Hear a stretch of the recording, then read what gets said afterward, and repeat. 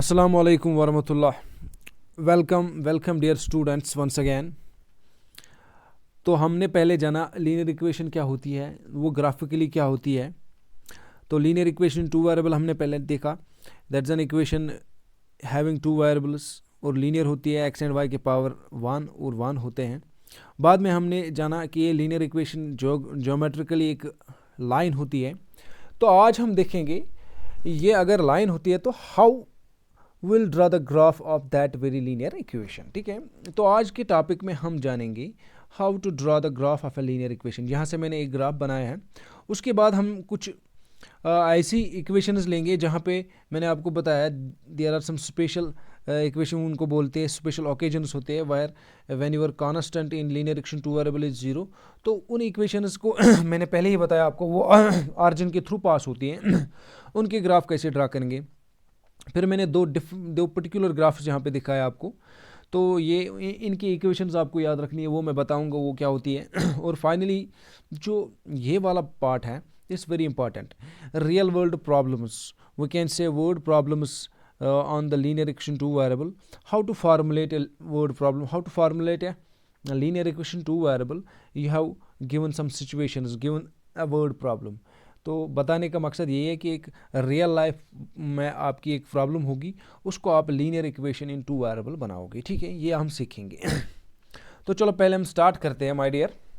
Well start from this very example. तो example क्या है, find X and Y intercept आपको ढूंढना है। एक्स एंड वाई इंटरसेप्ट का मतलब हो गया एक लाइन एक्स एक्सिस में कितना काटती है और वाई एक्सिस में कितना काटती है। ठीक है, कितने distance, at what distance x the line intersects x axis and at what distance y x that the given line intersects y axis। ठीक है, hence draw the graph of that very linear equation। तो यहाँ पे एक equation मैंने बताया आपको, a x plus 3y minus 6 is equal to 0। Usually जब भी मैंने इंट्रोडक्शन दी थी तो पहले मैंने आपको बताया था यूजुअली हम इक्वेशन इस तरह लिखेंगे, a x plus b y plus c is equal to 0। ये मैंने आपको बताया है, इस तरह एक होती है, इसको बोलते हैं स्टैंडर्ड लीनियर इक्वेशन। तो ये जो स्टैंडर्ड लीनियर इक्वेशन होती है माय डियर स्टूडेंट्स, इसमें जो x का कोएफिशिएंट होता है उसको a बोलते हैं, जो y का कोएफिशिएंट होता है उसको b बोलते हैं माय डियर, और जो तीसरा वाला रह जाता है उसको बोलते हैं कांस्टेंट, और यूजुअली हम राइट साइड में लेंगे 0। ठीक है, तो कोशिश करेंगे इसको हम यहीं पे रखेंगे। एक ही तरीका मैं बताऊंगा क्योंकि आपको कंफ्यूज करने की कन्फ्यूजन होगा आगे। फिर अगर हम कभी कांस्टेंट राइट में लेंगे कभी कांस्टेंट लेफ्ट में लेंगे तो इससे कन्फ्यूजन आता है। ठीक है, फिर एट सम पर्टिकुलर सिचुएशन जब आपको कोई प्रॉब्लम सॉल्व करनी होती है ना, तो फिर आप भूल जा सकते हो सर ने ये वाला रूल किया था, ये वाला रूल किया था। तो मेरी मानो ये, लेकिन but it is not necessary, ज़रूरी नहीं है कि आप कांस्टेंट लेफ्ट में ही ले लो। ठीक है, हम उस साइड भी ले सकते हैं, राइट में भी, लेकिन आसानी के लिए मैं क्या कर रहा हूँ, मैं उस कांस्टेंट को यहीं पे रख रहा हूँ लेफ्ट साइड में। ठीक है, तो जो एक्स का कोएफिशिएंट है यहाँ पे देख लो, अब यहाँ पे एक्स का कोएफिशिएंट कुछ है ही नहीं, यहाँ का कुछ कोएफिशिएंट है ही नहीं एक्स का। तो यह मैंने वो क्या होता है यहाँ पे देख लो, एक्स का कोएफिशिएंट होता है माय डियर ए, तो वो ए में यहाँ पे लिखा है 1 होगा ना, 1 होगा बाय, क्योंकि यहाँ से देख लो यहाँ पे एक्स का कुछ है ही नहीं, जब कुछ नहीं तो देन देयर इज़ 1। अब यहाँ से देख लो वाई का क्या कोएफिशिएंट है, वाई का कोएफिशिएंट 3 है, तो मैंने लिखा y का कोएफिशिएंट 3, उसको मैंने b से रिप्रेजेंट, क्योंकि y के लेफ्ट में जो कोएफिशिएंट होता है ना वो कांस्टेंट, उसको कोएफिशिएंट ऑफ y बोलते हैं, तो वो b लेते हैं हम इंस्टेंट ऑफ रिप्रेजेंट, तो b हमारा 3 है। और तीसरा वाला रह गया कांस्टेंट, और कांस्टेंट यहाँ पे 6 है लेकिन नेगेटिव 6 है, तो यहाँ पे मैंने लिखा है। ठीक है, तो उसके बाद क्या करेंगे माय डियर स्टूडेंट्स, उसके बाद आपको ये देखना है, पहले देखो मैंने ऊपर यहाँ पे क्वेश्चन में बताया आपको find X and Y intercept. आप एक्स एंड वाई इंटरसेप्ट ढूंढ लो, एक्स और वाई इंटरसेप्ट क्या होगा। ठीक है, तो x इंटरसेप्ट निकालने के लिए मैंने आपको एक फार्मूला दी थी, एक शॉर्टकट दिया था। x इंटरसेप्ट होता है my dear students minus C upon B, ये वाला मैंने आपको बताया था, माइनस सी अपॉन बी। ठीक है, तो यहीं पे माइनस सी अपॉन ए, सॉरी माइनस सी अपॉन ए, माइनस सी अपॉन ए होता है x इंटरसेप्ट, और y इंटरसेप्ट होता है माइनस सी अपॉन बी। तो ये पहले ढूंढेंगे। इसी से हमारे लाइन का जब हम ग्राफ डालते हैं ना, तो एक लाइन पे बहुत सारे पॉइंट्स होते हैं, तो हम खाली 2 पॉइंट्स ढूंढेंगे। 2 पॉइंट्स मिल गया, ऐसे एक पॉइंट यहाँ मिल गया, एक पॉइंट यहाँ मिल गया, फिर इन 2 पॉइंट्स के थ्रू एक लाइन ड्रा करेंगे, वही हो गई वो हमारी लाइन। ठीक है, तो इस तरह आपको याद रखना है, खाली 2 पॉइंट्स ढूंढेंगे। ठीक है, तो इसलिए मैं ढूंढूंगा एक्स इंटरसेप्ट। एक्स इंटरसेप्ट का मतलब हो गया ये लाइन एक्स एक्सिस को कहाँ पे मिलेगी, ठीक है।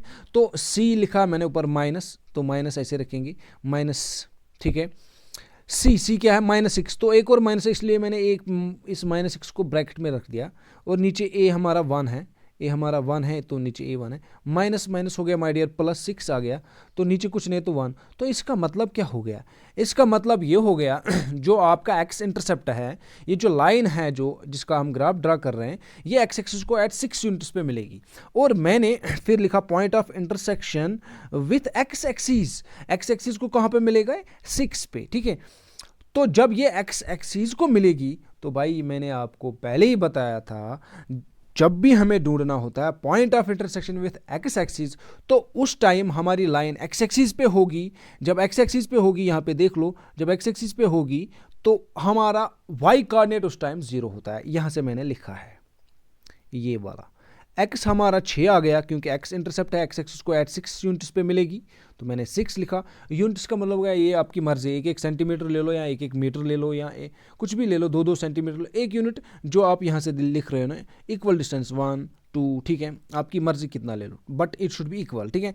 तो यहाँ पे ये 6 यूनिट्स आ गया एक्स, और वाई का क्या है 0। वाई का मैंने क्यों 0 लिया, क्योंकि ये यहाँ पे भाई जान ये हमारी लाइन एक्स एक्सिस को मिलती है, तो ये पॉइंट एक्स एक्सिस पे होगा। जब ये पॉइंट एक्स एक्सिस पे होगा यहाँ पे, तो जब यहाँ पे ये एक्स एक्सिस पे होगा तो उस टाइम वाई कोऑर्डिनेट एब्सेंट होता है। उसी तरह अगर आपकी लाइन वाई एक्सिस को मिलेगी तो उस टाइम आपका एक्स कोऑर्डिनेट एब्सेंट होगा, एक्स 0 होगा। इसलिए मैंने यहाँ पे वाई 0 लिखा है, क्योंकि अब हम ढूंढ रहे हैं इंटरसेक्शन विथ एक्स एक्सिस। तो मैंने लिखा है 6,0 पॉइंट। पहला यूजुअली ऑलवेज आप याद रख लेना, पहला कोऑर्डिनेट एक्स का होता है, दूसरा कोऑर्डिनेट वाई का होता है। पहला एक्स का होगा, दूसरा वाई का होगा, ठीक है। तो एक्स एक्सिस को कहाँ पे मिलेगी, 6 पे। यहाँ से देख लो 1 2 3 4 5 6 पे मैंने यहाँ पे पॉइंट डाल दिया, तो एक पॉइंट आ गया यहाँ पे, ठीक है। अब क्या करना है अब आपको ढूंढना है my dear students point of intersection with Y axis, तो उसको बोलते हैं वाई इंटरसेप्ट। वाई इंटरसेप्ट ढूंढने के लिए आपको क्या करना है my dear, you have to remember that very formula. Y intercept होता है my dear students -c upon, क्या होता है, -c अपॉन b, ठीक है, -c अपॉन b, ठीक है। तो -c अपॉन b माइनस, यहाँ पे देख लो मैंने यहाँ पे किया है Y intercept -c upon b, minus ऐसे रखा, फार्मूला का है, यहाँ से देख लो -c upon b। What is b, b is 3, तो नीचे मैंने 3 लिखा है। c का वैल्यू दिया यहाँ से 6, तो c का वैल्यू 6 आ गया, माइनस हो गया +6 अपॉन 3, 6 अपॉन 3 हो गया माय डियर स्टूडेंट्स 2। तो इसका मतलब ये हो गया जो आपकी ये लाइन है माय डियर, कौन सी लाइन, जिसका आप ग्राफ ड्रा कर रहे हो, तो वो आपको मिलती है वाई एक्सिस को कहाँ पे, at distance of 2 units, 2 units पे वो मिल रही है इसको, ठीक है। तो उस पे वहाँ पे x का कोऑर्डिनेट क्या होगा, वहाँ पे x का कोऑर्डिनेट होगा माय डियर स्टूडेंट्स 0। यहाँ से देख लो आप, point of intersection with y axis आएगा, y का कोऑर्डिनेट, y दूसरा होता है, x का कोऑर्डिनेट 0, क्योंकि इंटरसेक्शन विथ y एक्सिस है। जब भी y एक्सिस के साथ इंटरसेक्शन करोगे तो x 0 आएगा, तो x 0 लिया मैंने, y आएगा 2। y क्यों आएगा 2, क्योंकि y इंटरसेप्ट हमारा 2 है। तो ये वाला ये पॉइंट आ गया यहाँ पे, ठीक है। अब आपके पास 2 पॉइंट्स आ गए, इन 2 पॉइंट्स को आप मिलाओगे तो भाई मिलेगी आपकी लाइन, ठीक है। क्योंकि देख लो यहाँ से थोड़ी सी करेक्शन हो रही है, यू नो दैट, जैसे कि मैंने रेड से ड्रा की उसी तरह इक्वेशन है, ठीक है, रिमेंबर दैट, ठीक है। तो ये आ गई लाइन की, सॉरी ये जो इक्वेशन थी आपकी उसका ग्राफ डाल दिया आपने। तो इससे हमारे पास 2 चीज़ें आ गई, एक ये पॉइंट आ गया, what is this, this is a solution. एक दूसरा पॉइंट यहाँ पे आ गया 0,2, ये भी सोल्यूशन। और इस लाइन पे कितने पॉइंट्स होंगे, इस लाइन पे इनफाइनाइट पॉइंट्स होंगे, यहाँ पे कोई पॉइंट, यहाँ पे कोई पॉइंट, यहाँ पे, तो ये जितने सारे इस पे पॉइंट्स आएंगे वो सारे के सोल्यूशन है। तो एक सोल्यूशन मैंने ये निकाल दिया, एक सोल्यूशन ये निकाल दिया, 2 सोल्यूशन काफ़ी होते हैं तो इस लाइन का ग्राफ डालने के लिए। तो अगर आप कोई बोलेगा सर डियर इसके क्या सॉल्यूशंस हैं, इसके ये 2 सॉल्यूशंस, और कितने सॉल्यूशंस हैं, इनफाइनाइट सॉल्यूशंस, क्योंकि एक लाइन के जितने पॉइंट्स होंगे उस पर कितने पॉइंट्स होते हैं, एक लाइन पे एक ही लाइन है ना, एक ही इक्वेशन है ना, तो उसमें इनफाइनाइट पॉइंट होंगे, so there are infinite many solutions. ये एक सॉल्यूशन आ गया इसका, और ये इसका पहला वाला सोल्यूशन मान लिए, ये माना दूसरा सोल्यूशन, ठीक है। तो और भी कोई तरीका ढूंढ सकते हैं आप, दूसरा पॉइंट निकाल सकते हैं। अगर आप कहीं पे कोई मटेरियल कंसिडर करोगे या कहीं पे कोई और टीचर से आपने पढ़ा होगा तो वो डिफरेंट पॉइंट्स ले सकता है। क्यों लेगा डिफरेंट पॉइंट्स? क्योंकि देख लो, मैंने अभी बताया एक लाइन पे इन्फिनाइट पॉइंट्स होते हैं। इन्फिनाइट का मतलब हो गया आपके जहन में भी नहीं है कितने पॉइंट्स होंगे, तो मैंने खाली ये दो लिए, कोई टीचर दो डिफरेंट और लेंगे, ठीक है। अपना अपना तरीका है दिखाने का। तो ये मुझे लगा ये सबसे आसान तरीका है। इसमें से दो चीज़ें निकलती हैं, एक एक्स का इंटरसेप्ट भी निकल गया यहाँ से यहाँ तक कितना है, और ये भी निकला हमें वाई इंटरसेप्ट यहाँ से यहाँ तक कितना है। अब ये याद रख लेना, ये एक्स का इंटरसेप्ट हमें निकला था 6, यहाँ से यहाँ 6 है, और ये यहाँ से यहाँ तक वाई इंटरसेप्ट 2 है, ठीक है। तो इस तरह करते हैं हम स्केच ग्राफ ऑफ है linear equation in two variable. एक ही इक्वेशन थी हमारे पास, और यहाँ पे मैंने आपको एक होम असाइनमेंट दिया, आप इसको कर लेना, ठीक है। डू इट ऐसे जिस तरह मैंने किया है, ठीक है। चलो आते हैं नेक्स्ट प्रॉब्लम पे। तो my dear, what is your next problem? तो एक सिंपल सी प्रॉब्लम मैंने यहाँ पे लिखी है, देख लो। ये इस तरह के क्वेश्चंस एग्जाम में पूछे जाते हैं, ठीक है। तो देख लो क्वेश्चन क्या है। If a line y is equal to mx plus 3, एक लाइन है, this what is this y is equal to mx plus 3। तो ये एक लीनियर इक्वेशन है, टू वेरिएबल है, x वेरिएबल है, y भी, दो वेरिएबल है x एंड y। तो मैंने तीसरा चीज में डाल दिया m।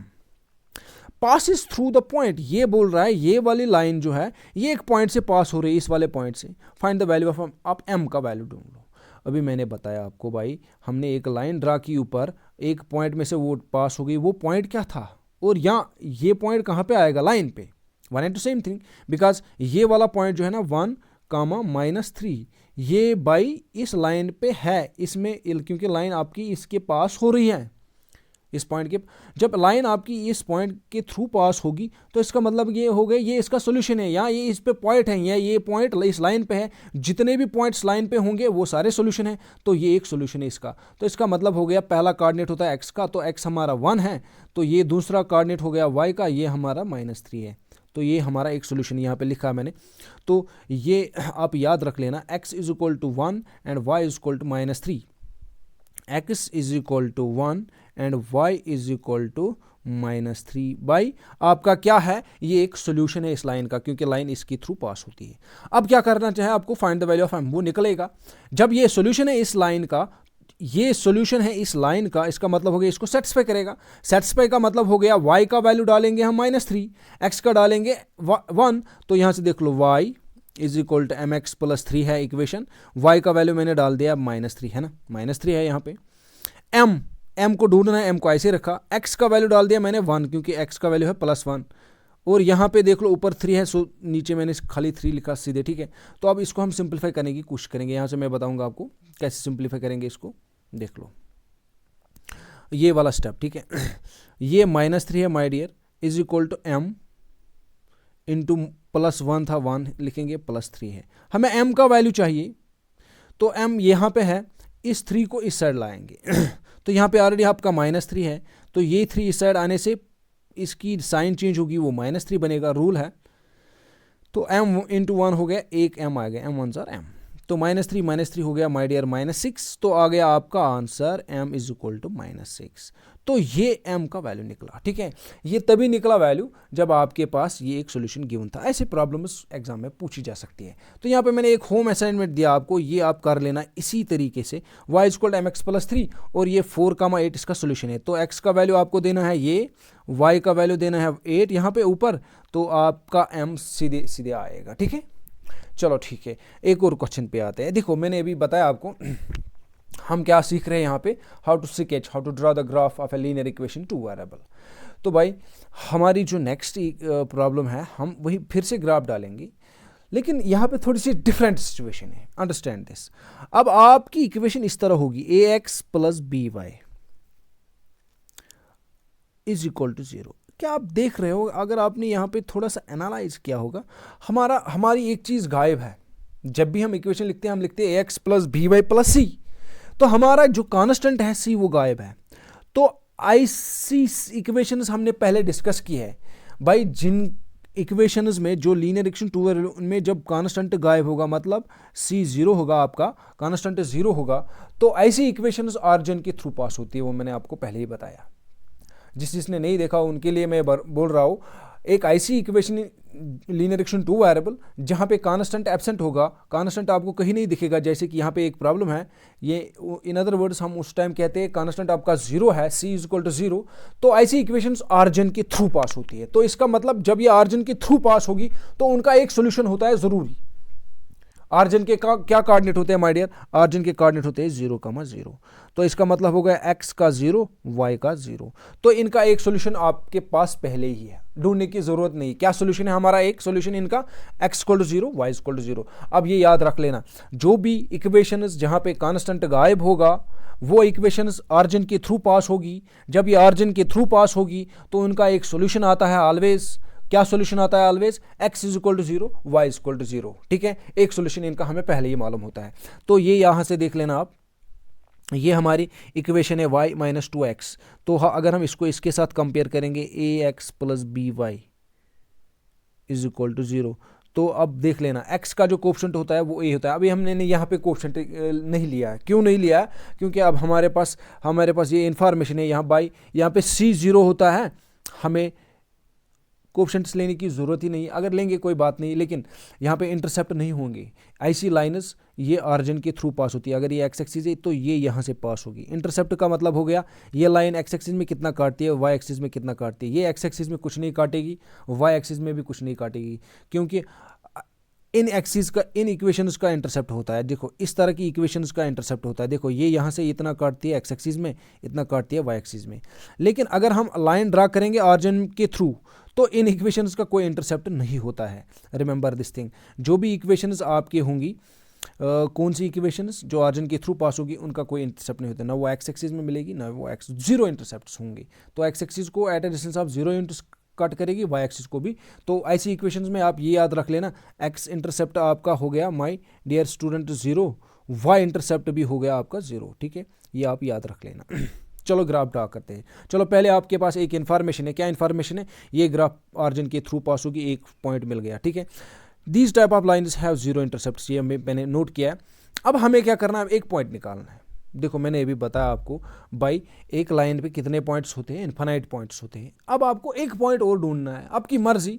मैंने यहाँ पे x का 2 वैल्यू लिया, आप कुछ और भी ले सकते हो। मैंने बोला it depends upon the tests of the various teachers. ठीक है, ये वेरी होगा। मैंने आसानी के लिए एक 2 ले लिया यहाँ पे, x का वैल्यू 2, क्योंकि y अलोन है, x का वैल्यू पहले 2 दिया। ये आपकी मर्जी, y का दे सकते हैं, ज़रूरी नहीं है। आप किसी तरीके से कोई पॉइंट निकाल सकते हैं, लेकिन ऐसा पॉइंट जो इस लाइन पे होगा। तो मैंने y का x का वैल्यू 2 दे दिया। ठीक है, x का वैल्यू 2 दिया, तो यहाँ पे सब्स्टिट्यूट करेंगे हम y माइनस 2 इंटू 2, एक्स का वैल्यू 2 दिया तो 0 आ गया यहाँ से, इक्वल टू 0। तो ये आ गया my dear student minus 2 2 4 is equal to 0। तो y आ गया आपका आंसर 4, इस साइड आएगा तो ये प्लस 4 बनेगा। तो आपका पॉइंट आ गया y इक्वल 4, यहाँ से मैं निकाल रहा हूँ। ठीक है, तो y 4 आ गया, x कितना लिया था 2, तो पहले x का वैल्यू होता है, बाद में y का लेंगे, तो ये एक और पॉइंट आ गया 2,4। अब यहाँ से मैंने इसको प्लॉट किया, यहाँ पे देख लो 2 यहाँ पे है, बात समझना मेरी, 2 यहाँ पे है और 4 यहाँ पे है।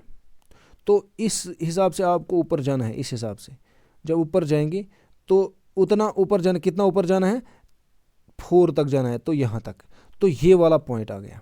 लेकिन आपको पहली इंफॉर्मेशन है भाई ये लाइन कहाँ पास होगी और ऑरिजिन के थ्रू, तो मैंने ये वाला पॉइंट और ये वाला पॉइंट ड्रा किया, तो ये एक लाइन आ गई आपकी ऑरिजिन के थ्रू। ठीक है, चलो एक और इक्वेशन है नीचे, उसका भी ग्राफ डालते हैं। ठीक है, दूसरी इक्वेशन इस तरह है,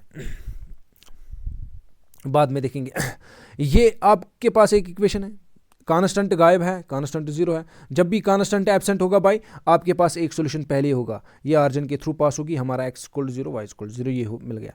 अब मैंने यहाँ से एक और पॉइंट निकालने की कोशिश की है, 2 पॉइंट्स काफ़ी होते हैं ग्राफ ड्रा करने के लिए।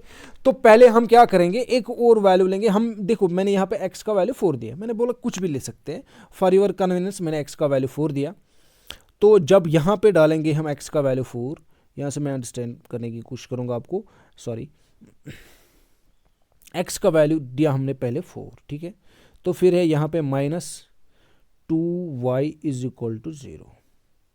ठीक है, तो हमें निकालना है किसका वैल्यू, हमें निकालना है y का वैल्यू। माइनस प्लस 4 इस साइड आएगा, तो ये बाई माइनस 4 बनेगा, क्योंकि यहाँ पे 0 है, 0 काउंट नहीं करेंगे हम। तो y का वैल्यू निकालना है आपको, ये -2 उस साइड डिवाइड होगा, -4 को divide, minus minus goes, 2 2 jar 4, तो कितना वैल्यू निकला y का 2, यहाँ से मैं निकाल रहा हूँ। तो आपका x कितना आया 4, y कितना आया 2। तो अब आपके पास ये एक पॉइंट है, एक ऑरिजिन है, ये पहली इंफॉर्मेशन है। चलो आप ग्राफ ड्रॉ करने की कोशिश करेंगे। यहाँ से देख लो माय डियर, अब आपके पास पहले तो ऑरिजिन है, ये यहाँ पे पॉइंट है ऑरिजिन का हमारा। उसके बाद ये पॉइंट x का 4, तो यहाँ पे आना है 4, तो इसी के ऊपर जाना है कहाँ तक, 2 तक, क्योंकि y 2 है। अगर -2 होगा तो नीचे आएंगे, ठीक है, अगर -2 होता, लेकिन हमारा +2 इसलिए हम ऊपर जाएंगे। तो इस तरह जाना है ऊपर, ऊपर कहाँ तक जाना है, 2 तक या इधर तक। तो ये वाला पॉइंट आ गया, एक ये पॉइंट आ गया, एक इस दोनों को ज्वाइन करेंगे, सॉरी इन दो को ज्वाइन करेंगे, सीधे आगे आपकी लाइन, ठीक है। इस तरह का ड्रा करते हैं ग्राफ, ठीक है। तो I hope you have understood this very, ये बहुत आसान है दिखाना है, क्योंकि आप को मैं ये देखो जब हम एग्जामिनेशन पॉइंट ऑफ व्यू देखेंगे तो वहाँ पे ऑब्जेक्टिव आएगा, थ्योरेटिकल भी आ सकता है, मतलब जो जितनी सारी इंट्रोडक्शन मैंने दी उस टाइप पे भी आ सकता है, लेकिन कभी कभी आपका सोल्यूशन, ये भी क्वेश्चन पूछेंगे वहाँ पे, फाइंड द सोल्यूशन, ठीक है। सोल्यूशन करने के लिए मैं आपको आगे कुछ शॉर्टकट्स दिखाऊंगा, बहुत सिंपल से एक ही ट्रिक बताऊंगा। सॉल्यूशन बहुत तरीक़ों से निकालते हैं, लेकिन कुछ मैं आपको एक ही, क्योंकि देखो सॉल्यूशन आप किसी भी मेथड से निकालो, सॉल्यूशन तो सेम ही रहेगा, चाहे आप कि कौन सा तरीका अप्लाई करो, सॉल्यूशन सेम निकलेगा। हम एक ही तरीका याद रखेंगे, वो आगे मैं दिखाऊंगा। फिलहाल हम ये पढ़ रहे हैं स्पेशल टाइप्स ऑफ इक्वेशंस। अगर आपके पास कोई इक्वेशन होगी ऐसी जिसमें कांस्टेंट, तो एक सॉल्यूशन हमें मालूम होता है बाई 0 0 होगा, ऑरिजिन के थ्रू पास होगी। May be these are the basic definitions, first you should be know to you, ठीक है। उसके बाद हम क्या करेंगे, एक और इक्वेशन है, दिस वेरी स्पेशल इक्वेशन, ये स्पेशल इक्वेशन इसको बोलेंगे हम, y is equal to x या y minus x equal to 0, x minus 1 and same, ये तीनों एक ही है। बोलेंगे सर कैसे, देखो कैसे, y is equal to x, अगर आपका y is equal to x है तो इस x को यहाँ लाने से ये माइनस बनेगा, ये माइनस एक्स बनेगा, उस साइड कुछ नहीं बचा तो 0। या हम क्या करेंगे, मैंने दूसरी सिचुएशन में इस x y को यहाँ पे लाया, यहाँ पे 0 रख लिया, अब यहाँ पे 0 रख लिया, तो उस साइड x है तो y इस साइड लाएंगे तो ये माइनस वाई बनेगा। तो ये वाला एक सिचुएशन बन गया x माइनस वाई, ये बन गया y माइनस एक्स, ये वाली सिचुएशन। या गिवन दिस, तीनों में से कोई भी तरह की सिचुएशन दी हो तो ग्राफ एक ही आएगा, क्योंकि ये एक ही इक्वेशन है। तो ये जो y is equal to x है, इसमें भी कांस्टेंट 0 है बाई, क्योंकि अब आपके पास कोई कांस्टेंट है ही नहीं, तो ये सीधे ऑरिजिन में पास। अब आपको ये याद रखना है ऐसी इक्वेशंस में क्या, y is equal to x, y is equal to x में अगर आपने x का वैल्यू 1 दिया तो y का वैल्यू 1 आएगा, अगर आपने x का वैल्यू 2 दिया y का भी 2 आएगा, अगर आपने x का वैल्यू -1 दिया उसका भी -1 आएगा। तो equal y is equal to x, 1 1 2 2 3 3 ऐसी सॉल्यूशंस आएगी। तो ऐसी लाइन्स इस तरह ऑरिजिन के थ्रू पास होती है, सीधे इस तरह, यू हैव टू रिमेंबर। और ये इस बाइसेक्ट करेगी, इसको बाइसेक्ट का मतलब हो गया जितना हिस्सा यहाँ पे होगा उतना हिस्सा इस साइड में, ये इस क्वाड्रेंट को, पहले क्वाड्रेंट को 2 हिस्से करेगी, इधर और इस एंगल को बाइसेक्ट करेगी। ये एंगल 45 डिग्री बनेगा, ये भी 45 डिग्री बनेगा। क्यों, क्योंकि ये सारा 90 होता है, इसको ये लाइन बाइसेक्ट करेगी, ऑरिजिन के थ्रू पास होगी। इसी तरह यहाँ पे भी आपको याद रखना है, ये इस क्वाड्रेंट को, ये फर्स्ट क्वाड्रेंट होता है, इसको सेकंड बोलते हैं, इसको थर्ड बोलते हैं, इसको फोर्थ बोलते हैं। ये फर्स्ट और थर्ड को बाइसेक्ट करेगी, ये एंगल भी 45 बनेगा बाई, ये भी 45 बनेगा, ठीक है। क्लॉकवाइज एंटी क्लॉकवाइज, यहाँ पे इसको बोलते हैं, इस तरह ये बनेगा, एक्स एक्सिस के साथ बनाएगा क्लॉकवाइज 40, एंटी क्लॉकवाइज, ये एंटी क्लॉकवाइज डायरेक्शन होगी 45, और वाई के साथ बनाएगा क्लॉकवाइज बनाएगा 45, ठीक है। तो you should remember these things.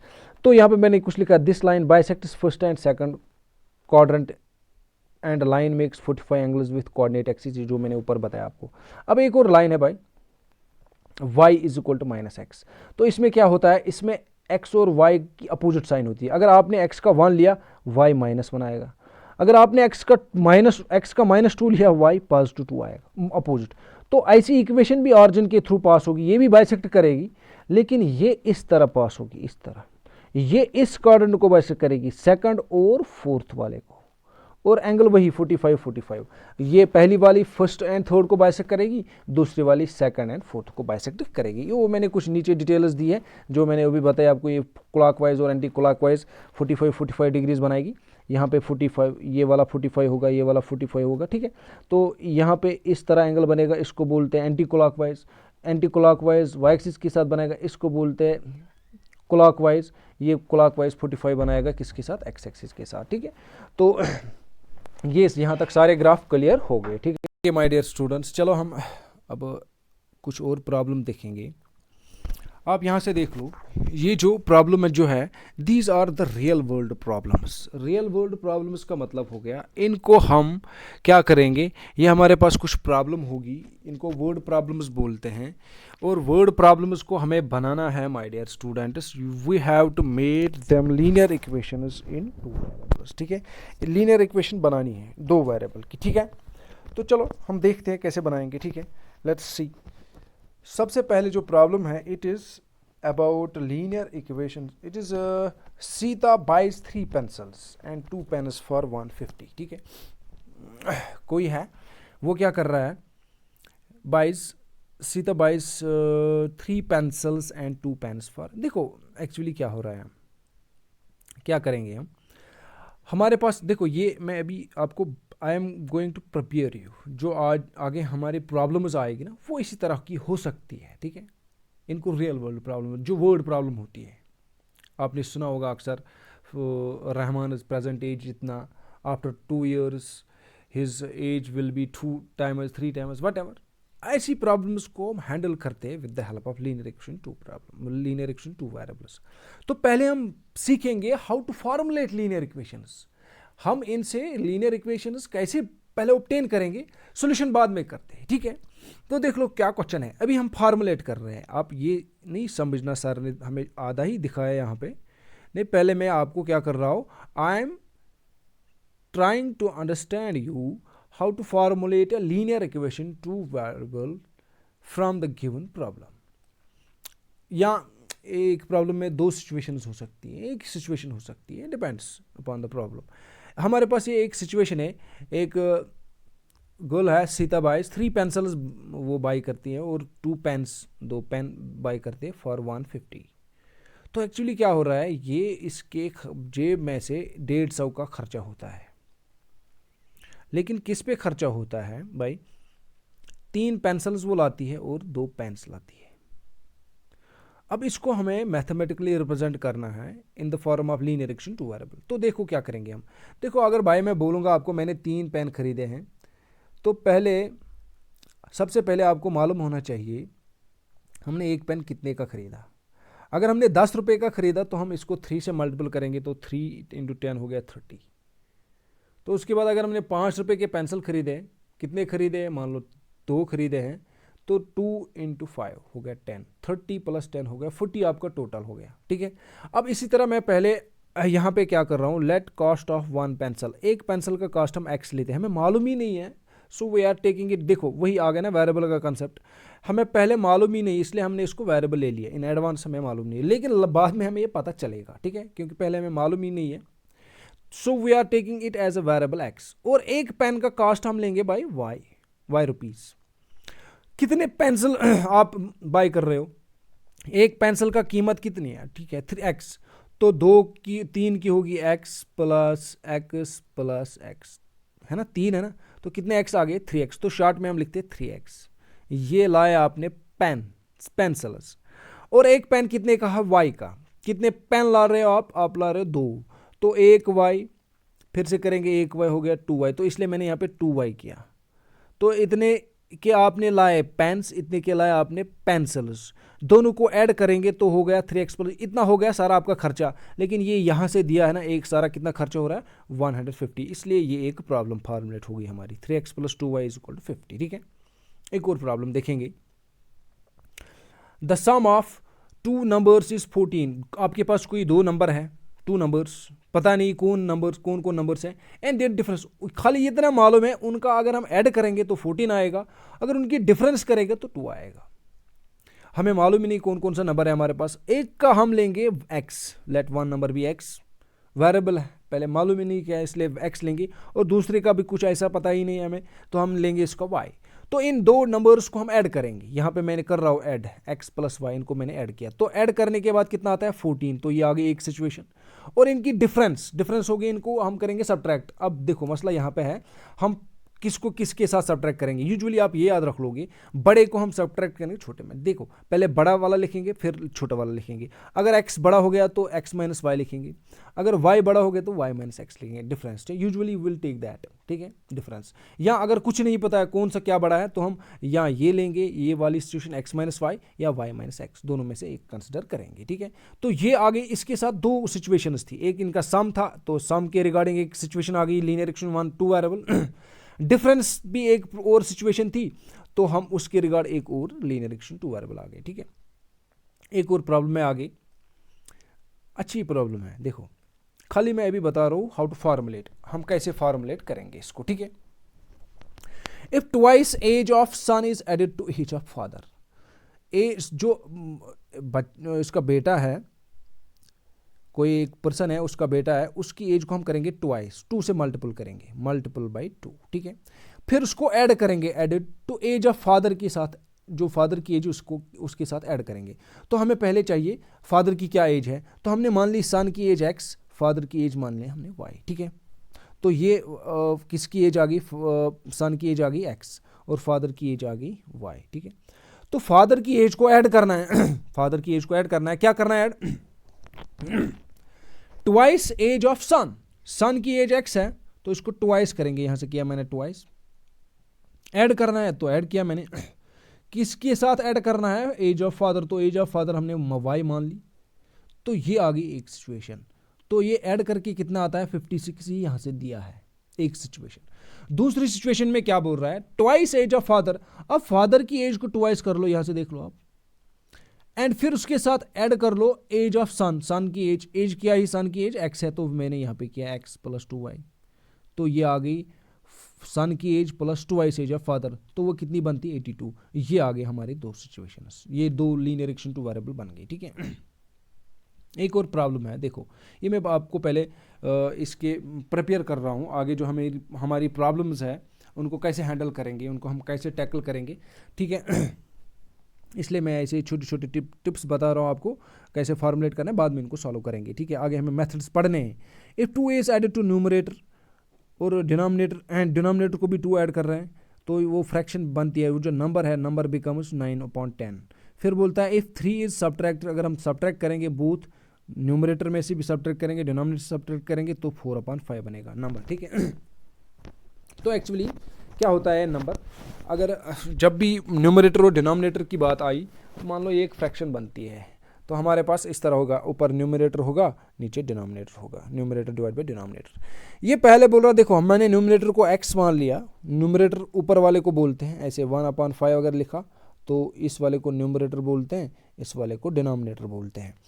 Numerator x मान लिया, डिनोमिनेटर y मान लिया, तो आपकी फ्रैक्शन आ गई आप माय डियर ऐसे, ऊपर न्यूमरेटर क्या लिया आपने, न्यूमरेटर लिया भाई न्यूमरेटर लिया आपने x अपॉन y, अब ये आ गई फ्रैक्शन। ये बोलता है आप एक काम कर लो भाई, न्यूमरेटर और डिनोमिनेटर दोनों को ऐड कर लो, क्या कर लो, ऐड कर लो 2, तो यहाँ से 2 ऐड करेंगे, यहाँ से 2 ऐड करेंगे। ये बोलता है नहीं भाई, ऐड करने के बाद ये फ्रैक्शन आती है किसके बराबर, 9/10, तो 9/10 ऐसे आ गई है 9/10, तो यहाँ पे मैंने लिखा। दूसरी सिचुएशन में बोल रहा है आप डिफरेंस कर लो, न्यूमरेटर में से 3 निकाल लो, डिनोमिनेटर में 3 निकाल लो, तो फ्रैक्शन अब कितनी आएगी 4/5, तो यहाँ से मैंने लिखा 4/5। तो फिर क्या किया मैंने, यहाँ से कुछ क्रॉस मल्टीप्लिकेशन वगैरह रूल्स के, यहाँ पे इसको इसके साथ मल्टीपल, इसको इसके साथ मल्टीपल, इसको इसके साथ, इसको इसके साथ, लेकिन देखो बीच में इक्वलिटी है तो इन दोनों का मल्टीपल नहीं करते हैं, ये बात याद रखना, इन दोनों को मल्टीपल नहीं करते हैं, ठीक है। खाली मैंने क्रॉस मल्टीपल किया, ये यहाँ से इतना आ गया, दूसरी सिचुएशन से ये आ गया। फिर मैंने क्या किया, x को एक साइड लिया और y को एक साइड लिया, कांस्टेंट सबको यही लाया मैंने लेफ्ट साइड, तो ये -18 बन गया। तो इस तरह इसको भी सिंप्लीफाई करो आप, ये आ गई एक सिचुएशन, ये आ गई दूसरी सिचुएशन, ये बन गई हमारी दो सिचुएशन थी, पहली बार हम ऐड कर रहे हैं, दूसरी बार सब्ट्रैक्ट कर रहे हैं, तो ये हमारी लीनियर इक्वेशन 2 वेरिएबल बन गई, ठीक है। आगे हमें करना है, इनको डिटेल में करना है, इनका सोल्यूशन ऑब्टेन करना है, ठीक है। तो आगे हम अच्छे से देखेंगे इनको, हाउ टू हैंडल देम। फिलहाल मैंने अभी आपको ये सिखाने की कोशिश की कि एक लीनियर इक्वेशन, एक रियल वर्ल्ड प्रॉब्लम जो होती है, अगर ये लीनियर इक्वेशन के साथ रिलेटेड है तो इसको कैसे फार्मुलेट करेंगे हम, कैसे लीनियर इक्वेशन टू वेरिएबल बनाएंगे। ठीक है, थैंक्स। नेक्स्ट लेक्चर में देखेंगे इनके सॉल्यूशन कैसे ऑब्टेन करेंगे। Thanks once again.